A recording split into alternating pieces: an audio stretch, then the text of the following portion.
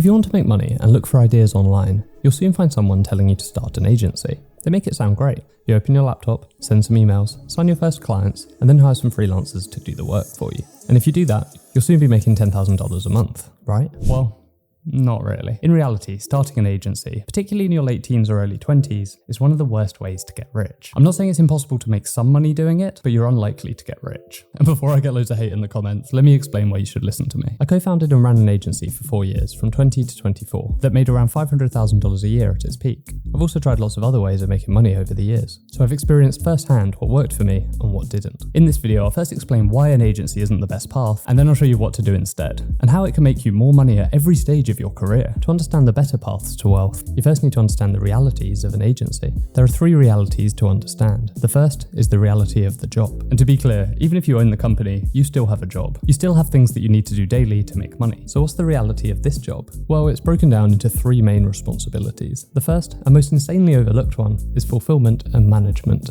Fulfillment is how you make the thing that your client is paying for. Whether that's a website, ads, social media content, or anything else. There are usually only 3 ways to do this. Do it yourself, hire freelancers, or hire full-time employees. If you choose the first one, you're not really an agency yet, and that's okay. I'll talk later about why that's actually a good thing. But most people considering this don't want to do the work themselves, so you're looking at option 2 or 3. With either of these 2 options, you'll now be responsible for hiring, organising, managing, and quality control. When I first started my agency, I massively underestimated how long these took. To get the right people, the people I could rely on, I'd have to interview about 100 candidates. It took days, but there's no way to skip this step if you want to ensure the quality of your work. Ultimately, if it's your company, the quality comes down to you. It doesn't matter if someone lied to you, didn't do what you asked, or didn't even turn up to work. It's still your problem. You sold the service, you're responsible for delivering it.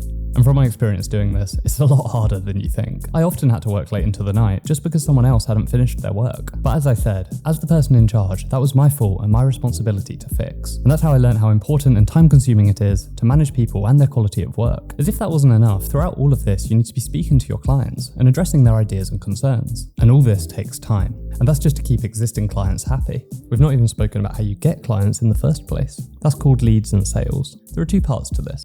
Getting a lead, which is just someone you can contact, and making a sale, getting that person to agree to pay for what you're offering. So firstly, getting leads. This is where most agencies struggle the most. I've seen so many videos that make out that you can just DM and email a couple of people and start closing clients immediately. And while that's theoretically possible, it's not the reality for most people. Firstly, cold outreach, which is what this is, requires enormous volume. I'm talking hundreds of messages a day. Then once you get someone on the phone, you need to be able to close a sale. And that means having sales skills, which you probably won't to start with. I know mine were horrible when I first started the agency. And I'd been freelancing for 3 years before this, so I wasn't even new and I still sucked. It's a great skill to have, but you have to accept that you're going to get a lot of ignored messages before someone's willing to take you up on a call. And even when you get a call, you will get a lot of no's before you get a yes. So how much of your time will all these responsibilities actually take? Well, once my agency was over 5 people, I spent about 80% of my time on those responsibilities rather than fulfilling the work I'd sold. Oh, and I worked quite a lot, like 50 to 60 hours a week on average. Unfortunately, in my experience, the dream of hiring a freelancer and then sitting back and collecting cash just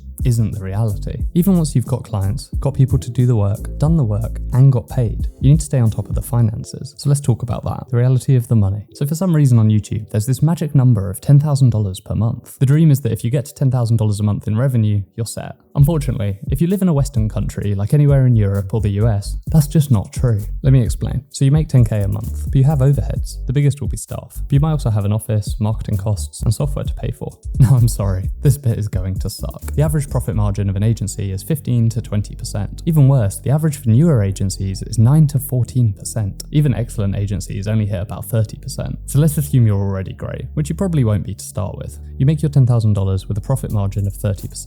That leaves you with $3,000. After you've paid company and personal taxes, you'll make somewhere between $1,800 and $2,000, depending on where you live. And that's not even double the minimum wage in the US. Let's flip it the other way. To take home 10K per month, you'd have to make $42,000 per month in revenue, assuming you did everything perfectly. And that is a lot of cold outreach if you're starting. Let's assume that you're okay with the realities of the job and the money. So now, let's talk about the reality of you. Why can you start a business? Now, a business is just an exchange of value. You offer something of value and someone gives you money for it. And in that is the magic word, value. What value do you provide? What experience or skills do you have that makes your agency different? What makes you stand out? Why should someone trust you with their time and money? The truth is, if you're just starting out, you don't have any experience. You don't have any skills or traits that differentiate you. You've got no way to prove you're unique. And I'm not saying you can't be super talented. My goal here isn't to dishearten you. Everybody starts in this position, and it's easy to get out of if you're willing to do the work. And the good news is, if you do this next stage correctly, you'll solve every problem that we just spoke about forever. You need to become an expert. You need something that makes you stand out.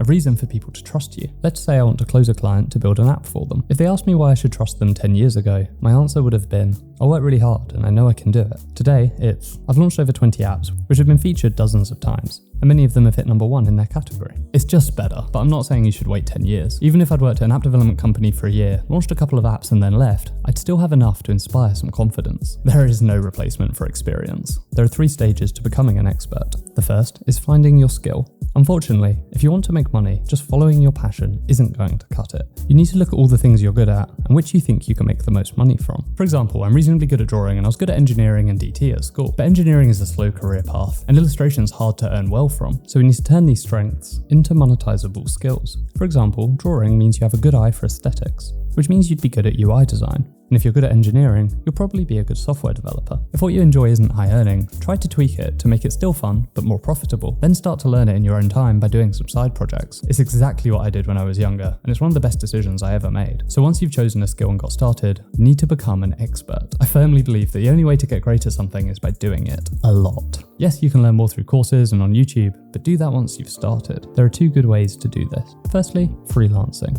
This is what I mentioned earlier. Instead of focusing on building an agency, do the simpler version and freelance. You still need clients, so you'll learn to find leads and sell while you develop your skill. You won't make a fortune overnight, but you will be getting paid to learn the 2 most important skills you can have: a unique skill to sell and the ability to sell it. If this seems too scary, don't worry. You can do the second option, working for someone else. Work for someone else doing your skill so that you can practice it every day. This option is much more stable than freelancing and can be as good for learning if you follow these 2 rules. 1. Try to join a small company. You want to work somewhere where you're doing many roles. This lets you develop many skills at once, which is only possible in a smaller company. You'll also get to see how to scale up from a tiny team to a slightly larger one, which will be useful later down the line. Number 2, try to get involved in the sales process. Even if you do the fulfillment, try to embed yourself in something client-facing. This could just be giving clients updates, or being the expert on the topic during the sales process. You could even ask to shadow whoever is doing most of the selling. By doing this, you solve all of the problems we spoke about. You won't have high overheads, so you'll make more money in the short term, and you won't have the responsibility of managing a team or clients while you learn your skill. And you'll finally have a way to differentiate yourself. And after a while, you'll be ready to monetize this skill yourself. Now at this point, you could actually start an agency if you wanted to, but I'm going to show you 3 ways that you can take that skill you've learned and make way more money than most agencies. So the first way to monetize as an expert is actually closest to an agency, a productized service. So what is it? Well, rather than offering many custom services to many people, create 1 to 2 offers that you sell. For example, an agency service would be doing short form content based on client requirements. A productized services offer would be you make and post 20 short form videos for them each month. There's no variance and there's less input from the client. This setup makes it much easier to scale your business, and you have fixed prices, which reduces the cash flow issues that most agencies have. It also makes it easier to forecast your growth. The work you're doing is also more consistent, which makes it easier to predict your workload. And on top of that, it makes your sales process much simpler. You might miss out on some smaller clients, but the savings in time and efficiency will be worth it. But what if you don't really want to keep doing the skill that you were doing before? Well, you can teach it. Microeducation platforms are becoming more and more popular. Instead of going to university to learn graphic design, someone could take a 30-hour crash course from a senior designer. They'll learn a lot more in a fraction of the time, and it won't cost them $100,000. If you're comfortable teaching your skill, this option's a great route. Create a course structure that would have made your learning process easier, and then sell it. You can charge anywhere from $500 to $5,000 for this, depending on the kind of skill you're selling. This model is also much more scalable than constantly doing new work for each client. But what if you don't want to teach and you don't want to do the skill? Well, you could make a product that's aimed at people that use the skill. For example, as an app developer, I found many areas that I wish had been simpler. I could take those issues I found, make a solution, and then sell that to other developers. You're still using your skill, as without it, you wouldn't have found the issue in the first place. Plus, your knowledge of the skill will let you make a great product. You can sell this as a one-off purchase or a subscription, and the price will depend on the type of product. By using this method, you'll learn way more and you'll have a skill to fall back on if times get tough. Plus, you'll have a much higher earning capacity in the long term. If you found this helpful, I have a video on creating an offer, which you can watch by clicking here. Or I have a video on how to launch a business, which you can watch right here. Thank you so much for watching. Have a great day.